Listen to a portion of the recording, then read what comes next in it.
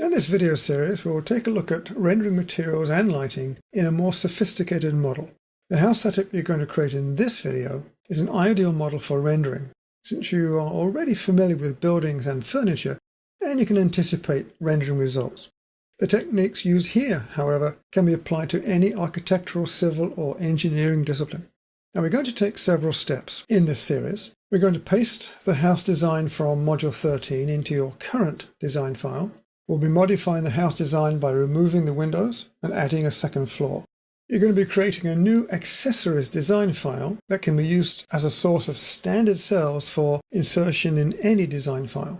We'll be creating a rendered bookcase and a standard lamp in that accessories design.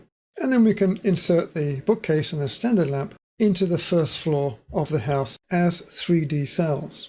We'll also be inserting the table, lamp and bowl from the previous video series into the first floor of the house. And we'll be assigning materials to the inside surfaces of the room, installing a virtual camera and saving interior views.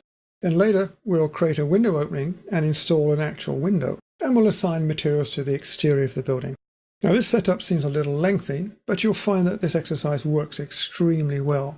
Now the first thing to do is to look at a file in your working files folder, which is called houserenovations.pdf. And there you'll find instructions for removing the existing windows and adding a floor. Basically what this means is that, as you can see on the screen here, this is the original one from the Module 13 video series, where we punched a couple of windows, or actually openings, into the side walls. We need to get rid of those first, and the tool you're going to use is on the Solids toolbox, and it's this one, Delete Solid Entity, which is running right now, and you'll need the Face option.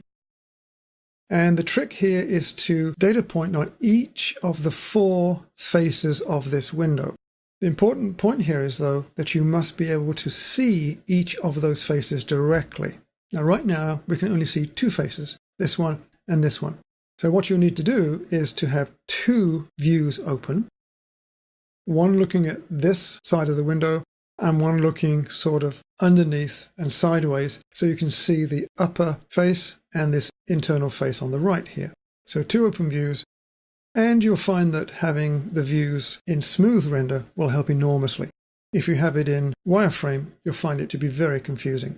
So there are instructions in that working files folder for you. Now, when you come to place the floor, which you can see here, you'll have the same problem that we always have with getting inside this building. So what I suggest you do is to place the roof on a roof level, and then you can turn that off.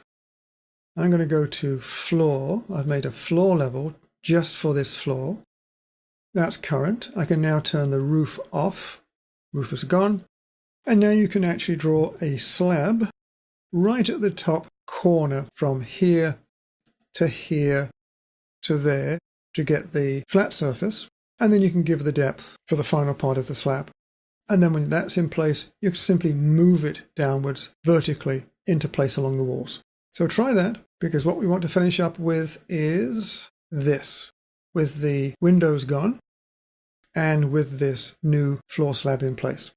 Now in that same file, you'll find instructions on opening the accessories drawing and drawing the base drawings for a set of shelves and a standard lamp.